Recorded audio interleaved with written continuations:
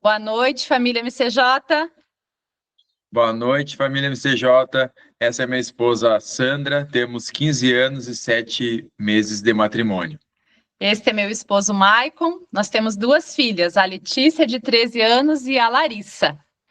Então é uma alegria hoje, né, numa quinta-feira à noite, estarmos todos juntos aqui, aprimorando, né, fortalecendo o nosso pilar de formação. E para falar de um assunto tão importante, né, de uma missão tão linda que Deus nos concedeu como pais. E a gente quer agradecer, então, o Núcleo de Caxias do Sul, que está presente, os demais núcleos que também estão presentes com a gente, o regional que está transmitindo aí, e temos também o casal, né, Simone e Rodrigo, nosso casal coordenador regional, que vai estar fazendo o encerramento. Então, a gente faz a abertura e eles fazem o encerramento, né? Mas vamos iniciar pedindo intercessão, né? Celebramos nesse mês Nossa Senhora, né? Temos tantas bênçãos, tantas graças, e vamos pedir intercessão dela, né? Nossa Senhora Aparecida, a Santa Teresinha do Menino Jesus, que é missionária também, né? Então vamos iniciar, e o próprio núcleo de Caxias do Sul está numa corrente de oração, nesse mês, que é o mês do Rosário, né? Então vamos convidar os núcleos que estão com a gente também para rezarmos uma Ave Maria. Então, em nome do Pai, do Filho e do Espírito Santo. Amém. Ave Maria, cheia de graça, o Senhor é convosco. Bendita sois vós entre as mulheres, e bendito é o fruto do vosso ventre, Jesus. Santa Maria, Mãe de Deus, rogai por nós, pecadores, agora e na hora de nossa morte. Amém. E como ontem era o dia do anjo da guarda, então vamos rezar um santo anjo para todas as crianças do nosso movimento. Santo anjo do Senhor, meu zeloso e guardador, se a ti me confiou a piedade divina, sempre me rege, me guarde, me governa e me ilumine. Amém. Então, agora a gente vai parar de falar, porque a gente quer apresentar e chamar a nossa palestrante de hoje, então, que é a Jerusa, né? Há 23 anos é casada com o Márcio, mãe de 6 filhos, um está no céu. Ela é católica, educadora, advogada, criadora do curso O Amor que Educa. Então, ela é especialista em criatividade e valores pela Universidade Francisco de Vitória. Então, Jerusa, seja bem-vinda. Agradecemos imensamente aí pela sua disponibilidade, né, de estar com a gente nessa formação nessa noite. É com você. Boa noite. Obrigada, Sandra. Obrigada, Maicon. Obrigada a todos os casais do MCJ. Uma alegria imensa estar aqui. Muito obrigada pelo convite. E hoje nós vamos meditar sobre o nosso papel, o papel dos pais, que é insubstituível na educação dos filhos. Esse tempo de ouro que nós temos e que passa, que é passageiro. E como fala a palavra de Deus, né, nós somos visitados pela graça de Deus quando recebemos um filho. E é uma passagem.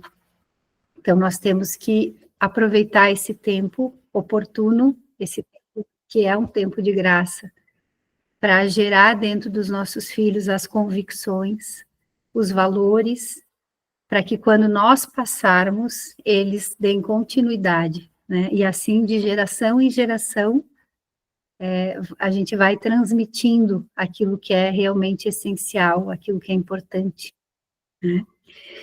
E eu gostaria de começar perguntando, para que todos possam lembrar um pouco da sua infância, que são as nossas referências, 3 hábitos bons, né? Hábitos são bons, né?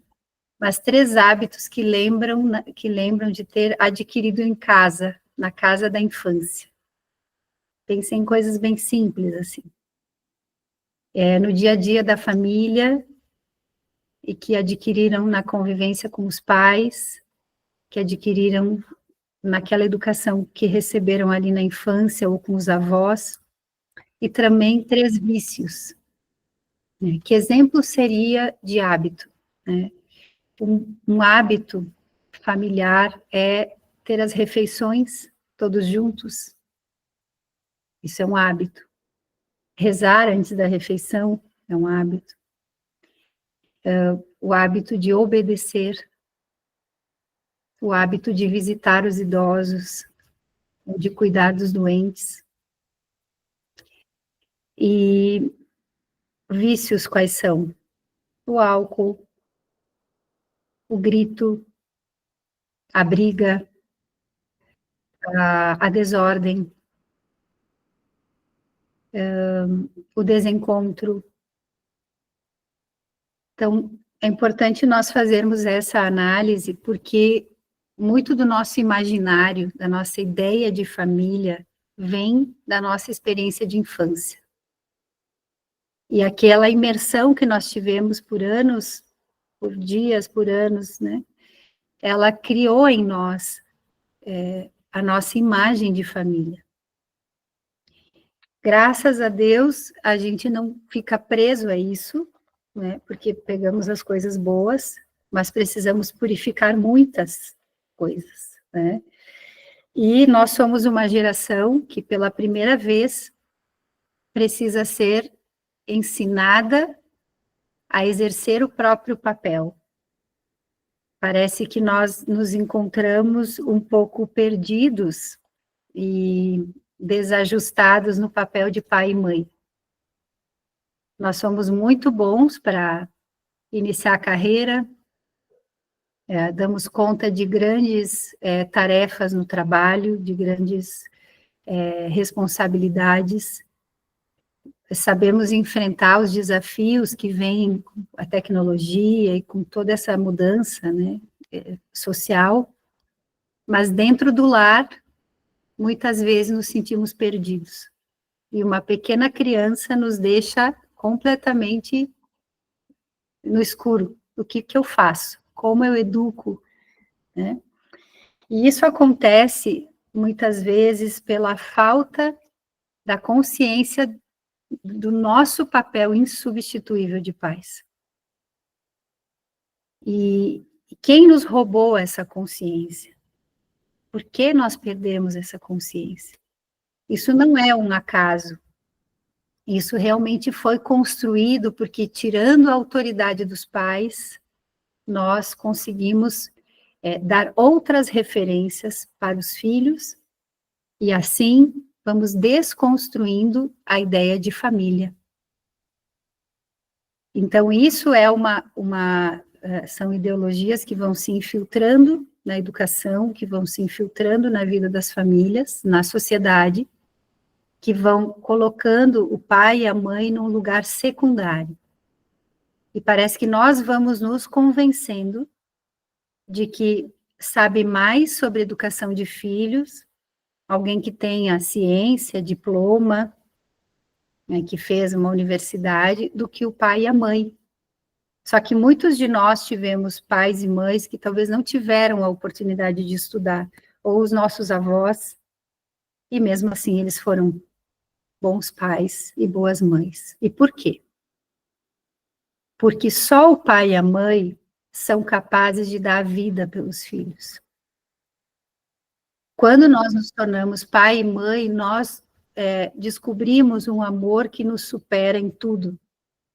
Nós somos capazes de dar a vida pelos nossos filhos. Professora, psicóloga não vão dar vida pelos nossos filhos, mas nós sim.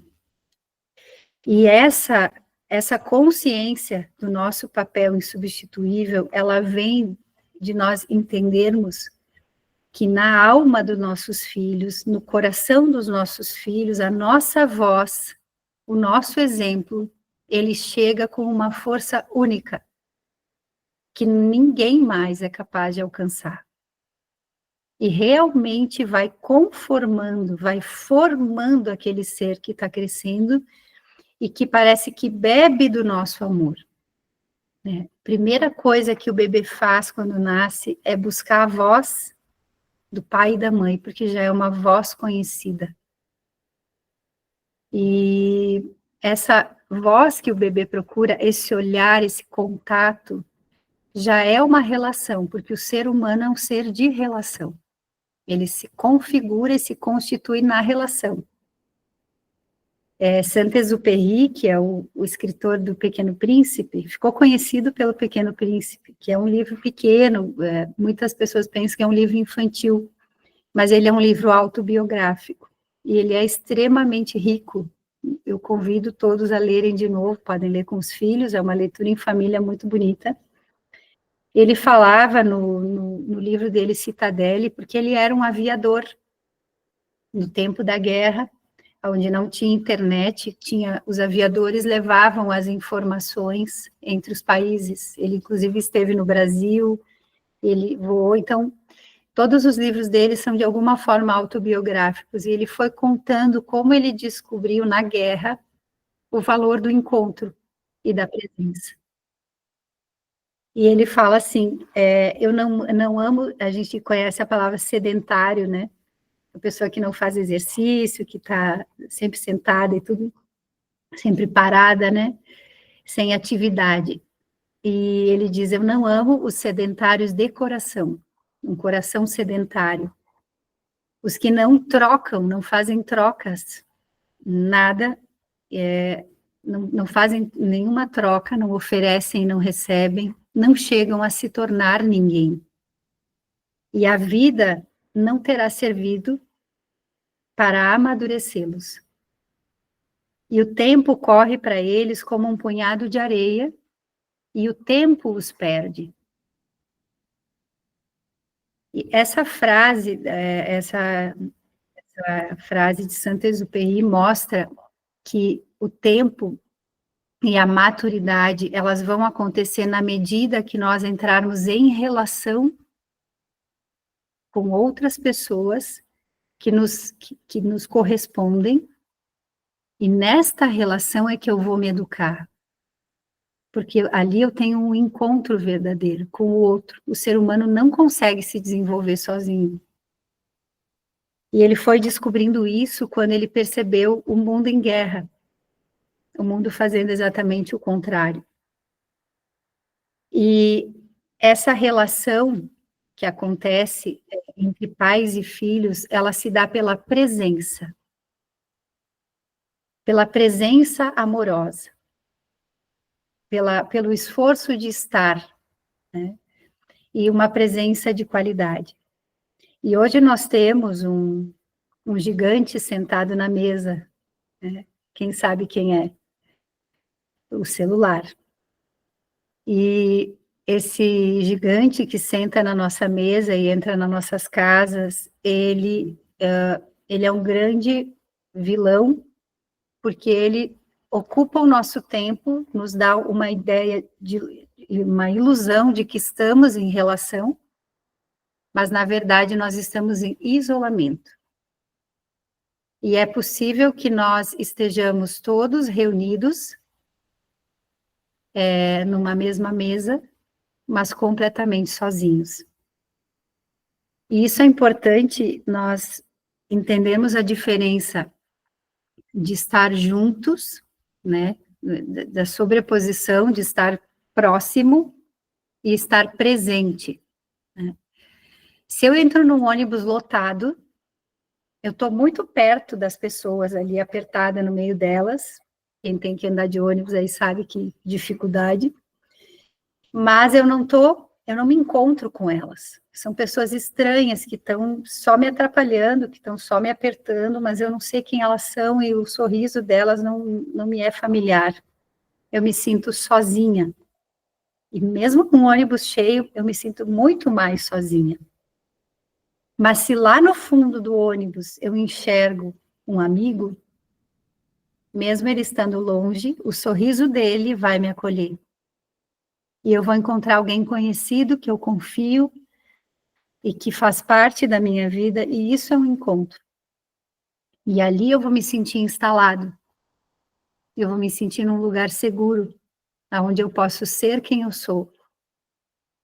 E essa é a característica do lar. O lar é o lugar de encontro por excelência. É onde eu realmente me encontro com as pessoas. Onde eu posso tirar o sapato e ser quem eu sou. E essa é a base para uma educação verdadeira. A base de uma educação verdadeira é realmente a relação. E, em primeiro lugar, a relação. Eu não posso, eu não posso acreditar que simplesmente sendo um provedor e enchendo a agenda do meu filho de atividades, e o dia dele, as horas do dia dele de ocupações, eu estou em relação com ele. E isso eu vou colher na adolescência, um adolescente isolado, porque ele está desinstalado, né? Ele não consegue encontrar o seu lugar, o seu pertencimento. Quando Saint-Exupéry usa o exemplo do Pequeno Príncipe que vive num planeta, e ele sai para uma viagem, uma aventura, e chega na Terra, porque ele está buscando, no planeta ele vivia ele e a rosa dele. E quando ele sai nessa aventura, ele está buscando fazer amigos. E ele tenta fazer amigos, e a primeira conversa que ele tem é com o eco da própria voz. Ele grita e o próprio eco responde. E aí ele vai desenvolvendo dentro dele aquela paciência que é necessária para a gente fazer bons relacionamentos, porque é preciso aguardar o tempo do outro e dedicar tempo para bons relacionamentos. É estar presente, né? E tem um momento, né, que é o ápice do livro, que é quando ele encontra um aviador que está numa situação muito crítica, porque ele caiu no meio do deserto, o avião dele está quebrado e ele está correndo risco de vida ali. E o Pequeno Príncipe vê uma pessoa com quem ele pode se encontrar. E ele interpela, né? Chama ele e diz, desenha para mim um carneiro, que é próprio da criança, né? Na fantasia dela, na linguagem amorosa dela, ela vai falar algo que não tem uma utilidade. E ele, na cabeça adulta dele, acha aquilo um problema. E ele nem tira os olhos do motor que ele estava consertando e só com o movimento da mão diz, agora eu não posso. E a criança insiste, desenhe para mim um carneiro. E tanto ela insiste, e ele dizendo que não, que ela começa a chorar. E o choro simboliza um desmoronar, né? E esse choro do Pequeno Príncipe é algo que mexe com o coração daquele adulto que está preso nos seus problemas e nas suas atividades, e ele consegue entrar em relação. Contrariado, mas ele entra em relação. Tá bom, eu vou desenhar o carneiro. Ele desenha vários e não era. Então, o Pequeno Príncipe, né, segue dizendo, não pode ser assim, está muito grande. Então, ele desenha dentro de uma caixa o carneiro. E aí resolve o problema. O que essa linda história nos inspira? Que no nível dos objetos, no nível objetivo da vida, né, do comprar, do resolver, do medir, do calcular, aquilo que eu posso ver, aquilo que eu posso planejar, as nossas relações são muito, muito pobres, né? Mas quando a gente sobe o nível de relação para o nível da criatividade, quando eu realmente consigo escutar o outro e perceber aquilo que ele tem para falar, que ele é uma pessoa única, eu consigo entrar em relação com ele. E isso é o que os nossos filhos mais esperam de nós. Então vejam que o nível do diálogo do Pequeno Príncipe e do aviador, ele é muito desencontrado. E quando os nossos filhos nos pedem atenção, nos pedem para brincar, nos pedem até brinquedos, consumo celular, o que for, eles estão nos pedindo olha para mim, te relaciona comigo, fala a minha língua. Eu quero a ti, a tua presença, o teu olhar. E isso é algo que nós precisamos escolher agora, com liberdade, para não sofrer amanhã. Porque se nós criarmos laços de relacionamento com os nossos filhos, isso vai marcar todos os relacionamentos da vida deles. Tem uma questão muito importante, que o encontro e o relacionamento, ele acontece na vida real, com situações reais, com pessoas reais.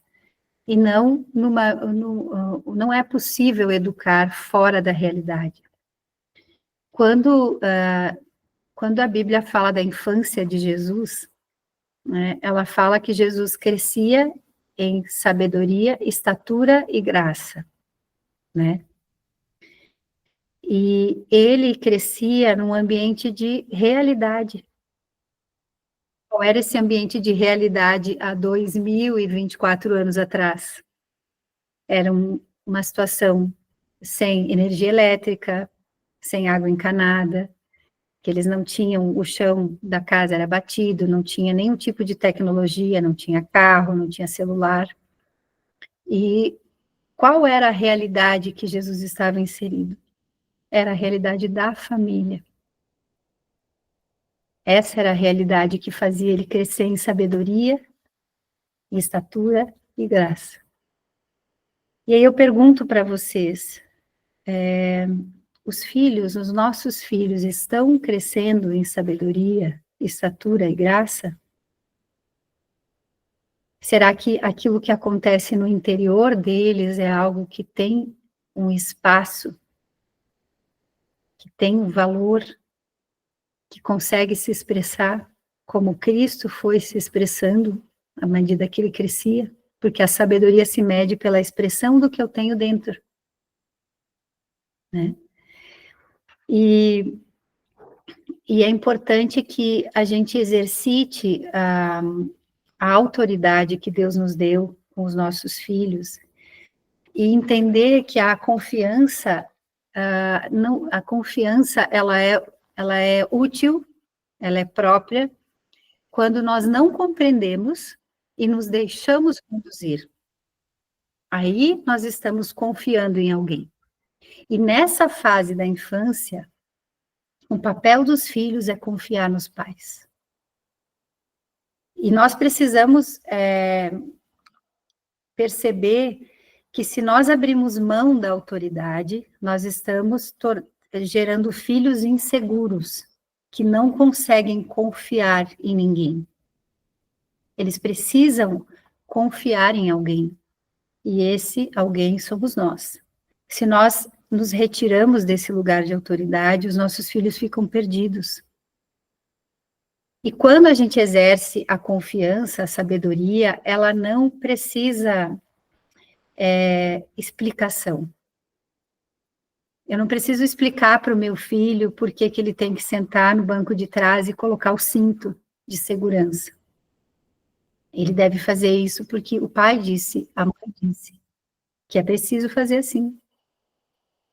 Depois, ele vai entendendo por que tem que usar o cinto, por que tem que vestir o casaco, porque está frio, por que tem que comer a salada, a carne, e não um salgadinho na hora do almoço, por que tem hora para dormir. Mas se nós acharmos que nós vamos nos relacionar de igual para igual com as crianças, nós estamos dizendo para a criança que ela está desamparada no mundo, que ela não pode confiar em nós. Então, o importante na relação de autoridade é que a criança se sinta segura, porque o pai e a mãe estão conduzindo ela pela mão. O pai e a mãe sabem aonde vão chegar. Nós entramos num carro de carona com alguém, a gente confia que a pessoa vai nos levar onde ela, né, nos prometeu. Então, essa relação de autoridade, ela é constitutiva de adultos maduros, seguros e felizes. E hoje existem algumas ideologias que nós estamos abrindo a porta para entrar nas nossas casas, alguns influencers que estão ganhando muito dinheiro na internet, dizendo que todo tipo de não traumatiza. Que nós somos uma soma de traumas e que todo tipo de não traumatiza. Eu convido vocês a refletirem sobre isso. Quantos nãos tem nos 10 mandamentos? Será que Deus, que é amor, que constituiu o seu povo, e que deu a ele os 10 mandamentos através de Moisés, teria sido um mau pai? Realmente o não, ele é necessário para a nossa vida. Ele é a noção do limite, que a criança precisa entender. Qual é o limite? Primeiro, da sua própria personalidade. E nós estamos gerando uma confusão de personalidade quando nos colocamos no mesmo nível dos nossos filhos e não dizemos não a eles. E deixamos eles completamente perdidos. Outra coisa que mina a personalidade que está em desenvolvimento dos nossos filhos é quando nós entramos em fusão com eles. Então, ao mesmo tempo que existe um grande período do dia em que nós ficamos afastados dos nossos filhos, porque eles estão em atividade, em escola e tudo, e nós estamos em outra coisa. Quando estamos juntos, estamos fusionados. Não existe uma separação, né, do que é a cama do casal, a intimidade do casal, o lugar dos filhos, a hora de dormir, o respeito à mesa. 30% das casas no mundo não tem mesa de jantar. É muito impressionante uma casa que não tem mesa de jantar, eu nunca vi. Mas é uma coisa que está acontecendo, que está na sociedade, está aparecendo esse fenômeno. E isso significa o quê? Que as pessoas não veem sentido em estarem juntas na mesa, que é um lugar que tem uma hierarquia também, porque na ponta da mesa vai sentar a autoridade, que é o pai, e do lado direito vai sentar a mãe. E eles, como casal, são como que aqueles que conduzem esse barco, né? Eles são aqueles que levam a nau, que guiam o barco, que estão lá na frente, o piloto, a copiloto, né? Ali que estão guiando esse barco. E os filhos se colocam nessa mesa. Então, essa constituição do lar, ela é extremamente sábia. Eu achei muito bonito no filme A Paixão de Cristo, quando o Mel Gibson coloca Nossa Senhora e Jesus numa cena, ele fazendo uma mesa, né? Acho que vocês viram o filme, ele está ali esculpindo a madeira e fazendo a mesa e mostrando para ela que as pessoas iam se sentar. Por que que a mesa é um lugar tão importante? Que foi onde Jesus instituiu a Eucaristia, e nós temos a mesa da palavra, a mesa da Eucaristia na Santa Missa, e no lar também nós temos esse altar, esse lugar sagrado, aonde nós vamos estar em relação, pais e filhos, e nós vamos conviver, nós vamos revelar os nossos medos, e nós vamos revelar os nossos planos, e nós vamos confirmar o nosso amor.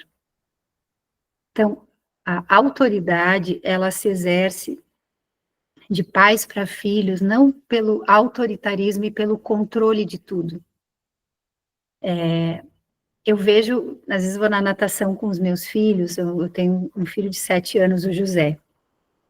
Então, ainda vou com ele, porque lá não tem ainda o banheiro familiar, né? Essa coisa assim, meio confusa. Eu vou com ele lá para só dar uma agilizada e para ele ficar num cantinho lá para não ter contato assim com outras pessoas no banheiro feminino. Mas eu deixo ele se mudar, ele se secar, ele se vestir.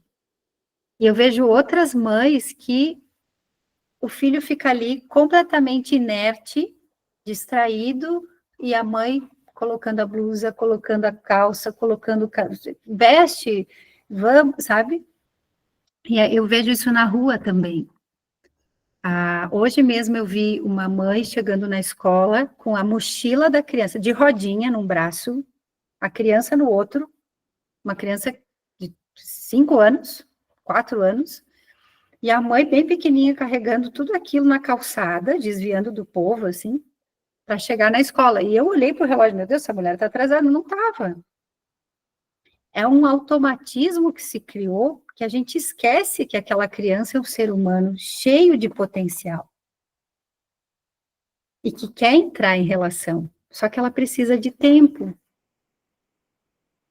Né? Ela precisa do tempo dela. Do tempo que a infância demanda para o desenvolvimento. Ela precisa ser criança. Então, essa mãe deveria fazer o quê? Deixar ele levar a mochila. Deixar ele caminhar com as próprias pernas. E ir mostrando, meu filho, olha só, essa sinaleira é para pedestre. Pedestre é as pessoas que caminham na rua. Nós temos que esperar ela abrir e ficar verdinha. Né? E eu sei que muitos de vocês fazem isso, estou dando um exemplo muito básico. Mas esse é o papel dos pais. Intermediar o mundo para os filhos, fazendo com que eles possam se relacionar com o mundo de uma maneira saudável. Porque se a criança cresce super controlada pelos pais, né, sem nenhum tipo de autonomia, de escolha, a gente não conhece ela. E quando ela tiver liberdade, talvez ela escolha acelerar tudo e bater no primeiro poste, como aconteceu, infelizmente, com os jovens aqui de Caxias. E morreram todos, com 18 anos. Então, nós temos na educação que olhar lá na frente. O adulto que essa criança vai se tornar. E exercer com ela a autoridade que inspira, que convida a ser um adulto como eu sou. Porque eu, pai, eu, mãe, vou ser o modelo de adulto que meu filho vai ter, como nós fizemos o exercício no início, que vocês lembraram dos hábitos e vícios que adquiriram na infância, que talvez lutem com eles até hoje. Tem coisas que a gente faz que não tem muita explicação, né? E que a gente vai perceber, puxa, esse é um vício que eu adquiri lá na minha infância, de comer demais, né? De beber demais, de falar demais, de comprar demais. Então, a nossa presença com os nossos filhos, ela é ouro. E a gente precisa entender que nós temos o privilégio de tocar a alma deles. E essa relação deles com a vida real, ela precisa ser com causa e consequência. Então, se o filho escolhe se comportar mal na mesa, levantar muitas vezes, intercalando a comida com a brincadeira, enquanto os pais estão ali com pressa para comer rápido e sair para o trabalho, às vezes não se dão conta que a criança está desafiando a autoridade deles, está desafiando a mesa que é sagrada, está sendo ingrata em relação à comida que foi posta ali. E aí, a reclamação e o grito não educam. O que educa é causa e consequência. Então, nós vamos dar informação, meu filho, respeita a mesa. Agora é hora de almoçar. Tu não pode sair da mesa sem pedir licença. Tem que pedir licença para o papai e a mamãe. Se tu sair da mesa de novo, tu não vai mais comer. E realmente deixar a criança sem aquela refeição. Isso é educar na realidade. Eu não acredito que vocês, pensando bem, se convenceram de que uma criança não é capaz de ficar 1 hora na missa quieta, sentada. Tem muitos pais que se convenceram de que não é capaz e que não sabem o que fazer. Pois a criança é capaz de ficar quieta e sentada, sem telas, sem livros e sem brinquedos na missa. Ela é capaz. Só que tem que ficar muito claro para ela, e a gente tem que ser disco quebrado, repetindo a informação, tirando ela do ambiente e dizendo, tu não está te comportando, nós vamos voltar lá e tu vai ficar quietinho até o final da missa. Depois nós vamos brincar. E se eu precisar fazer isso 10 vezes numa missa, eu vou fazer 10 vezes. Eu lembro que eu limitava, eu tinha um filho que caminhou muito cedo, o Tobias hoje tem 18 anos. E eu dizia para ele, tu pode ficar entre eu e o papai, aqui nesse banco. Ele era bem pequeno, não pode sair desse espaço aqui na igreja. E era isso, não tem correr. Correr, a gente corre no parque, na brincadeira, na hora do recreio, na escola, não na igreja. Isso é educar na realidade. A gente tem que ter sempre a mesma informação, a gente tem que ser coerente com essa informação e a gente tem que ser consequente com essa informação, por respeito ao nosso filho, para que ele confie em nós. Porque se nós dissemos para ele que não pode, não pode. Não posso dizer, não faça. E dizer, senão, tu não vai ter Natal esse ano. Coisa sem pé nem cabeça, como é que a criança não vai ter Natal esse ano? Né? Senão, sei lá, tu não vai ter a festa de aniversário. Uma promessa que a gente não vai poder cumprir. E os nossos filhos são muito inteligentes. Eles percebem. Nossa, tem alguma coisa aí que meu pai e minha mãe se perderam. Né? Quando, por exemplo, eu abro mão de educar o meu filho num restaurante e dou para ele um celular ou um tablet, eu estou dizendo para ele que ele não precisa se relacionar com as pessoas que estão ali no restaurante. E eu estou dizendo para ele que ele não precisa reparar que o restaurante é um lugar que exige dele um bom comportamento. Parece inocente, né? Eu vou levar isso aqui para ele não incomodar ninguém. Nessa hora a gente não pode deixar de educar. Meu filho, olha que alegria. Nossa família vai jantar fora. Olha, o papai e a mamãe trabalharam o mês inteiro para a gente ter esse momento em família. Nós vamos jantar fora. Que alegria, todos juntos. Vamos comer uma comida especial. E como que a gente se comporta no restaurante? Vamos ver quem sabe aqui da família. Não pode correr, mamãe, porque tem o garçom. Não pode gritar, porque as pessoas também estão ali. Muito bem, então nós vamos sentar. No máximo, nós vamos levar um lápis para desenhar um pouquinho, se a coisa se estender. Mas a gente não vai ceder para a criança uma distração no nível das telas, porque a gente vai estar dizendo para ela, esta realidade não é importante. A mesma coisa na viagem em família. A criança, ela está perdendo o valor das coisas. Né? Perdendo, está virando assim, se minha mãe me distrai para mim viajar, porque viajar é uma coisa muito chata. E viajar em família é uma graça. Quando a gente estava na pandemia, a gente viu o valor de ir num restaurante, o valor de sair num parque, o valor de fazer uma viagem em família. Né? Quantos países em guerra que os pais estão fora de casa, nós estamos vivendo isso hoje. Então, educar na realidade é lembrar aos nossos filhos o valor daquilo que é estar em família. E não adaptar a realidade a eles. Quando vê o pai e a mãe estão se abaixando para que o filho e a filha reinem, para que o filho e a filha decidam o que é melhor, o que deve ser feito. E eu convido, né, aos pais que estão nessa situação que tomem as rédeas de volta, percebam o seu papel e ajudem os seus filhos a terem uma relação saudável com a autoridade. Porque se eles não tiverem uma relação saudável, eles vão crescer com um problema sério, né, que vai ser autodestrutivo.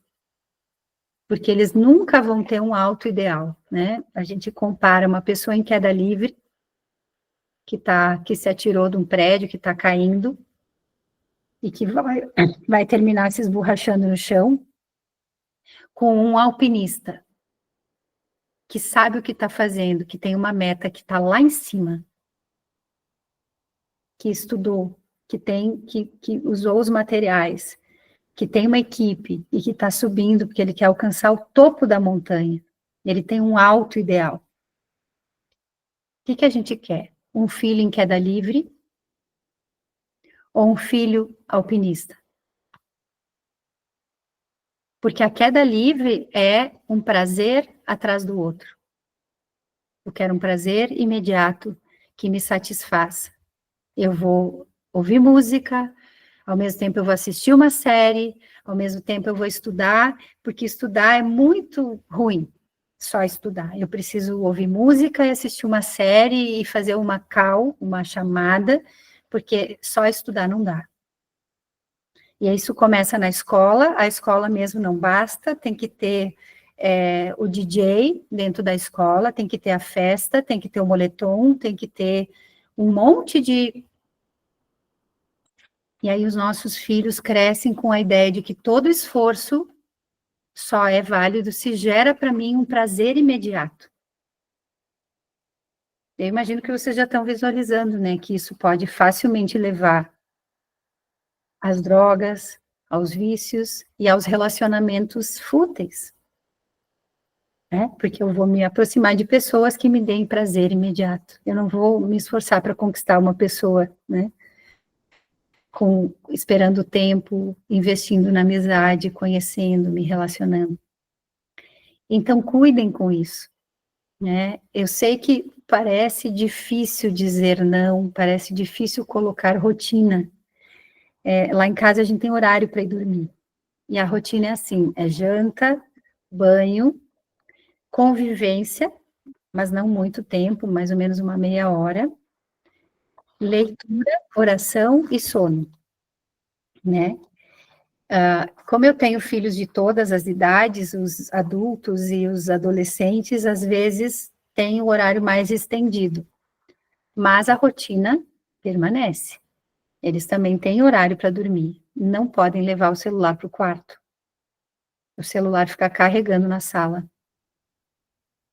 E isso faz com que, às vezes, eles reclamam muito. Não, eu não vou dormir agora, porque isso, porque aquilo. Não, meu filho, tu sabe, é combinado, tu vai dormir, agora é hora de dormir, vamos lá, vamos dormir. Por quê? Depois que os nossos filhos dormem, eu e o meu marido temos um tempo para nós. Tanto pessoal como para o casal. E o que está acontecendo nas famílias? Os casais estão se afastando cada vez mais, estão virando servos e funcionários dos filhos. E essa ideia de que o celular facilita a minha vida, porque ele congela o meu filho por uma meia hora, enquanto eu, na verdade, está gerando um filho que vai se tornar um adulto completamente imaturo e dependente. Um adolescente problemático. Uma criança na escola com diagnóstico. Né? E tudo por falta do relacionamento, da regra, da vida comunitária. O lar é a primeira comunidade que a pessoa experimenta, onde ela tem que ceder, onde ela tem que servir, onde ela tem que esperar, onde ela tem que se relacionar com pessoas diferentes, de temperamentos diferentes, de idades diferentes, em fases diferentes. Se a gente rouba isso da criança, ela perde a experiência da relação. E a única referência dela é o ego, é o eu. Né? Então, tudo na vida ela vai olhar através do eu dela, e não do que é bom para nós. Como que isso vai se refletir depois no trabalho, nas relações dela, nas amizades, né? Então, é um mundo de egoístas, né?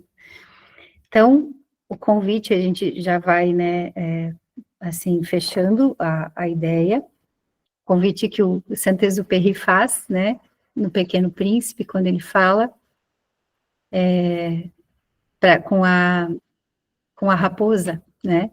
Ele quer se relacionar com ela e ela diz, para que tu possa se relacionar comigo, primeiro tu precisa me cativar. Então, que a gente possa conquistar os nossos filhos pela nossa presença, ter realmente hábitos de presença, valorizar o tempo que nós somos visitados pelos filhos. Hoje eu tenho 2 filhos que já praticamente não moram comigo, né? Uma filha de 21 anos que já está morando fora, que já tem o trabalho dela, e um filho de 18 que já está também indo, provavelmente no final do ano. Então, o tempo que nós temos com nossos filhos parece, agora que eles são pequenos, parece muito, né? Todo dia, mas passa voando. Passa voando, e as marcas que nós deixamos com a educação, aquelas convicções bem firmes de pertencimento, vão ser a base, vão ser a rocha deles quando eles estiverem longe de nós. Lá na adolescência, quando eles estiverem no grupo, quando eles estiverem no primeiro relacionamento, no namoro, eles vão lembrar dos nossos valores. O pai e a mãe vão ser aquela voz dentro deles que vai dizer, filho, tu tem valor. Olha a tua dignidade, tenha paciência, seja prudente, seja sábio, porque os pais lhe disseram no restaurante, tenha paciência, seja sábio, e não simplesmente deram uma diversão para que ele se distraia do lugar onde exige dele um pouco de esforço. Ah, não, a igreja exige um pouco de esforço do meu filho, então eu vou levar um doce para ele comer. Eu vou levar um celular para ele olhar. Não, eu vou deixar eles ter um pouco de esforço. Deixa o teu filho se esforçar um pouco. É uma pena que a gente não vive no campo, para que os filhos possam capinar, tirar o inso, abrir a terra, colocar a semente, molhar, e todo dia lá levar a vaca às 5 da manhã, e, né? É uma pena.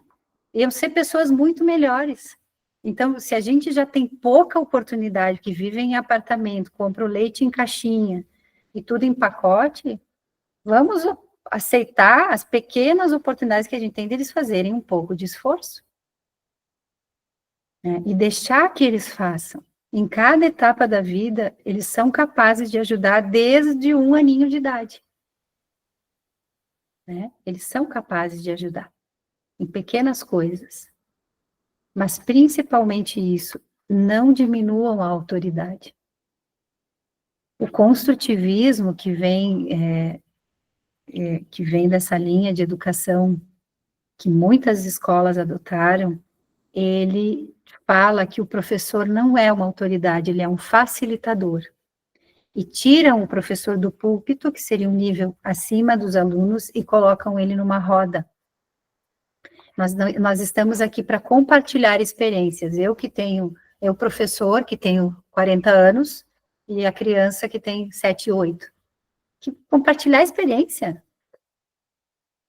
A criança precisa ser educada, ela não nasceu sabendo, ela não é boa por si mesma. A criança ela é extremamente egoísta para sobreviver, e a gente precisa tirar ela dessa condição. Quem educa precisa ajudar a pessoa a sair dessa condição. Então, nós precisamos tomar consciência e lutar contra essas ideologias, essas ideias positivas, de psicologias positivas.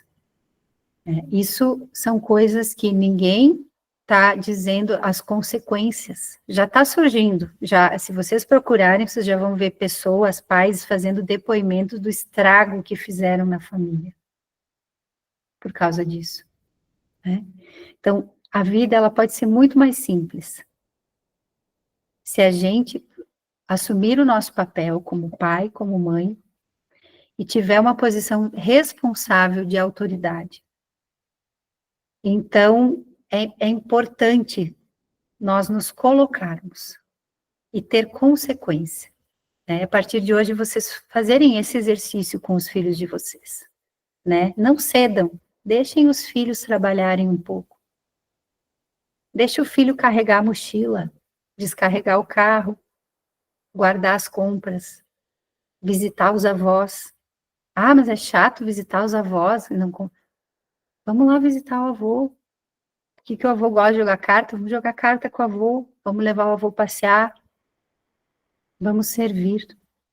Né? E aí, quando eles forem família, quando eles estiverem no lugar de pais, eles vão ter muito claro o papel deles. Que talvez nós não tenhamos tão claro, porque talvez os nossos pais, a geração baby boom, né? A geração pós-guerra, do Woodstock, que achou que a grande conquista do ser humano é a liberdade, mas uma liberdade para quê? Né? Tem um conto até de Sartre, que é um autor super polêmico, né? Bem polêmico, mas ele tem uma sacada muito interessante nesse conto, que ele fala que um desertor do exército, um jovem, numa guerra civil na França, todas as pessoas, os amigos dele, os primos, foram para a guerra e ele desertou. Ele não foi, ele fugiu. E ele está no Rio Sena, pensando, como eu sou livre, eu posso fazer tudo, mas fazer o quê? O que eu faço agora que eu não consigo esquecer? Que os meus amigos, os meus primos estão cumprindo o seu dever e eu não. Então, para que tanta liberdade? Será que a liberdade realmente é o grande valor? Né? Ou a liberdade verdadeira é aquela que me faz escolher de novo aquilo que é o meu dever, escolher amar de novo a mesma esposa, escolher amar e me comprometer de novo com os mesmos filhos, né? Escolher amar a Deus sobre todas as coisas.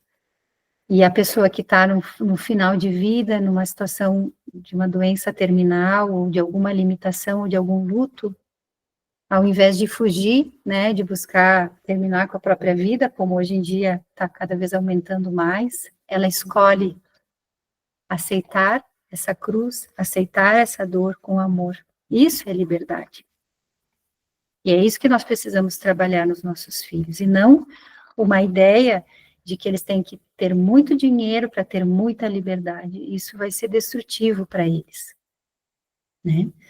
E assim nós vamos construindo essa teia de valores, né, essa órbita de valores que faz com que eles queiram ser o alpinista, que vai subir e vai ter um alto ideal, né, que vai valorizar aquilo que recebe, vai se encontrar com aquilo que é valioso e vai se entusiasmar, ter entusiasmo, que significa ter vida, vibrar a vida dentro, com aquilo que é belo, com aquilo que é bom e com aquilo que é verdadeiro, mas que com muito vale aquilo que muito custa.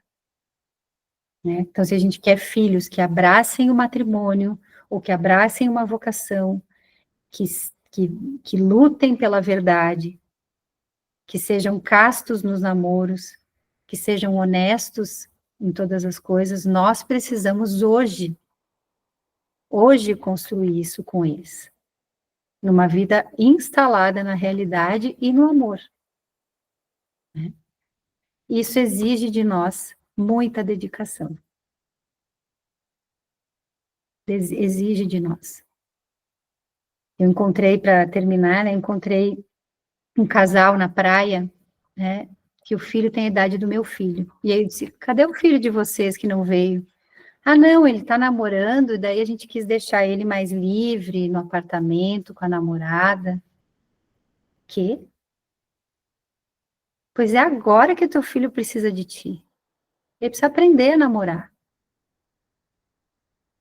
Quando o nosso filho de 18 anos começou a namorar, eu chamei ele e disse, filho, eu queria te dizer uma coisa, tu não é de plástico.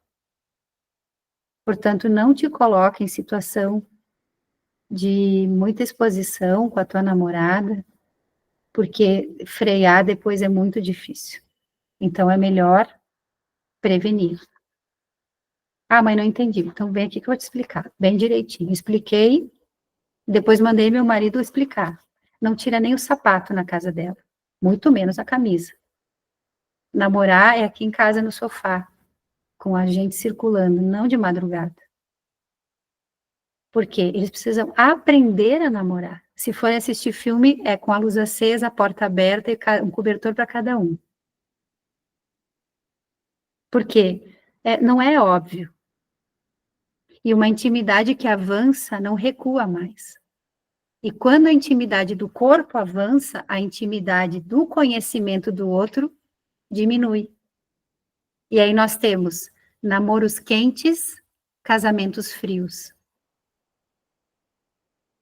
Entenderam? Porque o relacionamento físico no namoro é grande e depois no matrimônio se torna frio. Então, a educação, ela não termina na fase adulta. A gente tem que estar ali presente, chamar os filhos para perto e conversar muito. E provavelmente a namorada, o namorado do nosso filho vai vir de uma família que os pais são separados, talvez não tenham os mesmos valores, mais ainda nós vamos ter que estar presentes, e não ir para a praia e deixar o filho à vontade no apartamento com a namorada. Isso não tá no programa, né? Mas então é isso. Eu agradeço muito, quero mostrar para vocês o curso que eu vou compartilhar rapidinho a tela, tem um minutinho.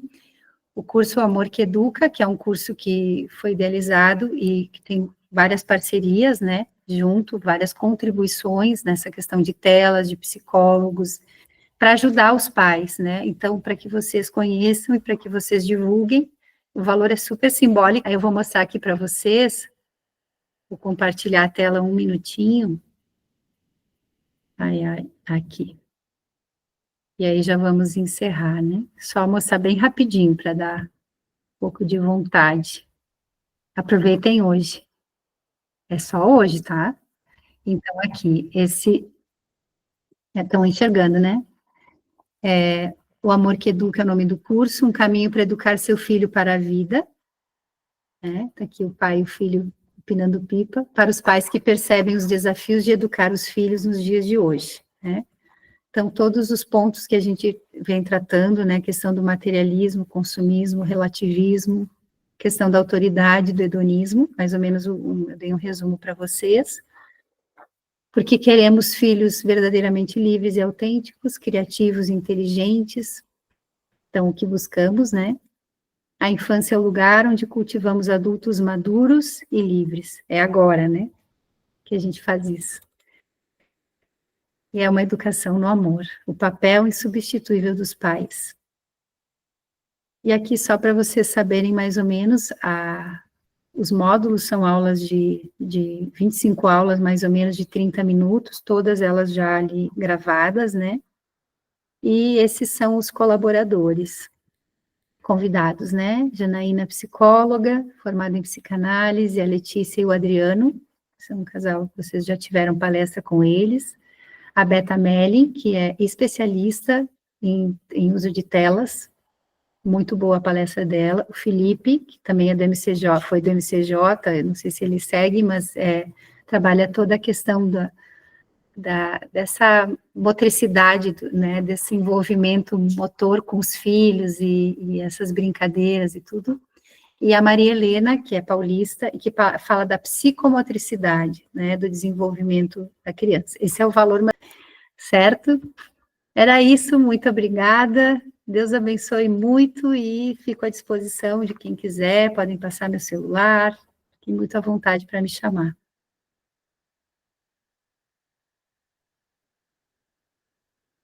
A Simone e o Rodrigo que vem agora, né?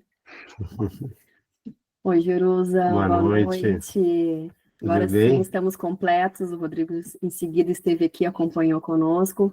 E, nossa, muito bom sempre te escutar, né? Muito bom estar sempre contigo. E como é importante a gente ter esses momentos de parar e refletir.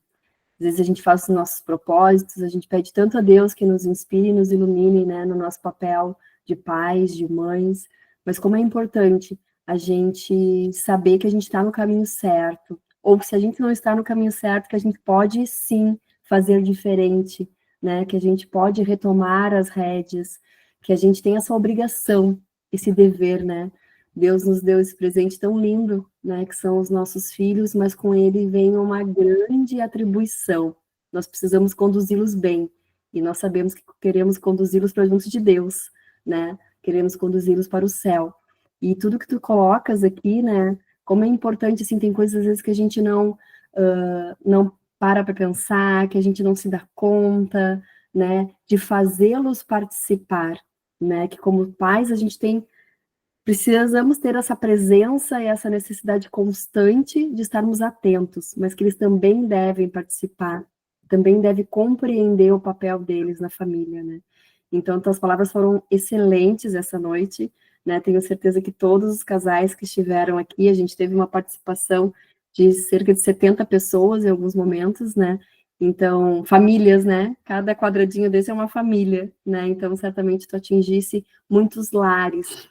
E a gente agradece a ti, né? Pede a Deus que sempre te mantenha, né, na presença dele, abençoe a tua família e que abençoe esse teu trabalho tão bonito, né? De abrir teu lar, a tua casa, com o teu conhecimento que tu vem adquirindo, né? E a sabedoria que vem do Espírito Santo para expandir para outros lares, né? A gente fica muito feliz.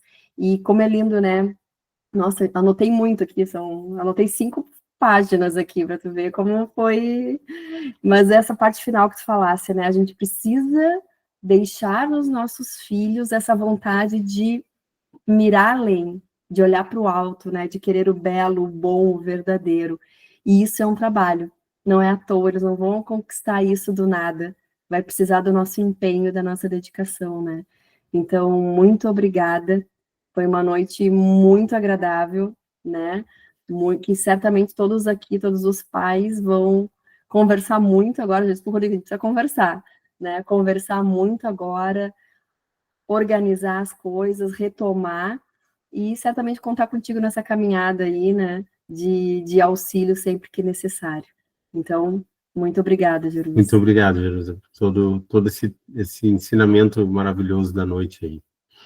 E a gente, então, pede, né? Convidamos todos vocês, obrigada, então, família MCJ, pela participação, né? Obrigado, Sandra e Maicon, por levarem adiante, né, essa ideia tão bacana, todo o núcleo São José de Caxias do Sul. Tivemos vários núcleos aqui, dezenas de núcleos representados, né, e muita gente se alegra. E, Jerusa, a gente faz uma oração final, então, pedindo a bênção do Senhor, pedindo a bênção do Senhor sobre a tua vida, sobre a tua família, pedindo a bênção do Senhor por todas as famílias do nosso MCJ, pelos nossos filhos, né? E pedimos que o Senhor nos abençoe nessa linda missão que Ele nos confiou. E para isso a gente pede ao Pai, que o Pai guie, que o Pai esteja junto e que o Pai sempre esteja nos orientando, nos guiando nessa nossa trajetória. Pai nosso, que estás nos céus, santificado seja o vosso nome, venha a nós o vosso reino, seja feita a vossa vontade, assim na terra como no céu. pão nosso De cada dia nos dai hoje, Perdoai nossas ofensas, assim como nós perdoamos a quem nos tem ofendido, e não nos deixeis cair em tentação, mas livrai-nos do mal. Amém. Glória ao Pai, ao Filho e ao Espírito Santo, como era no princípio, agora e sempre. Amém. Nossa Senhora, Mãe de Deus, rogai por nós. Jerusa, obrigada. Sandra, obrigada. Boa noite a todos. Fiquem com Deus e que o Senhor abençoe. E até a próxima.